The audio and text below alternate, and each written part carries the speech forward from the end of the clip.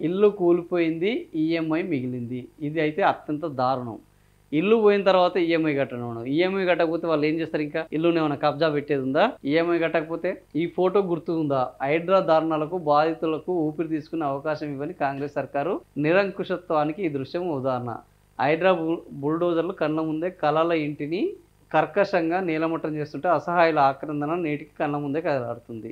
లేని ఇంటికి ఈఎంఐ కట్టడం దేశ చరిత్రలో ఎక్కడ లేదు. అట్లా రుణగ్రస్తమై కూలిన కళ్ళల భారాన్ని నేటికి మోస్తున్నది హైదరాబాద్లో హైడ్రా బాధితులే.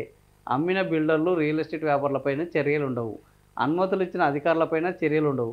ప్రభుత్వం ముసుగులో పేదోడి బతుకుతో ఆడుకుంటున్న చెలగాటం ఇది. వాస్తవానికి ఈడ ఒక పాయింట్ అయితే ఉన్నది. ఏంది అని అంటే, ఇది అక్రమ కట్టడం అయితే బిల్డర్ మీద యాక్షన్ తీసుకోవాలి.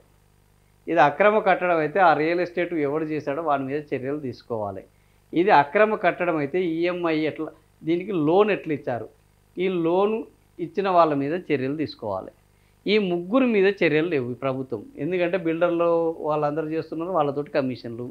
రియల్ ఎస్టేట్ డమాలో ఉన్నది. లోన్ల తెరువు పోయే పరిస్థితి లేదు. ఎందుకంటే ఈ లోన్ల తెరువు పోతే మళ్ళీ వీళ్ళు ప్రభుత్వానికి లోన్లు ఇచ్చే పరిస్థితి లేదు.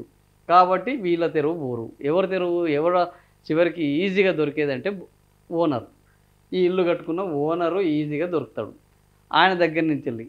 సో ఒక ఇల్లు అక్రమ కట్టడము, అది ప్రభుత్వ స్థలంలో ఉన్నది అక్రమ కట్టడము అనుకో. ప్రభుత్వ స్థలంలో ఆ బిల్డర్ ఎవడు కట్టాడు, ప్రభుత్వ స్థలంలో వానికి అనుమతి, జిహెచ్ఎంసీ అనుమతి ఇవ్వాలి కదా. అనుమతి ఇచ్చింది ఎవడు? అనుమతి లేకుండా బ్యాంకు లోన్ ఎట్లా ఇచ్చారు? అనుమతి లేకుండా.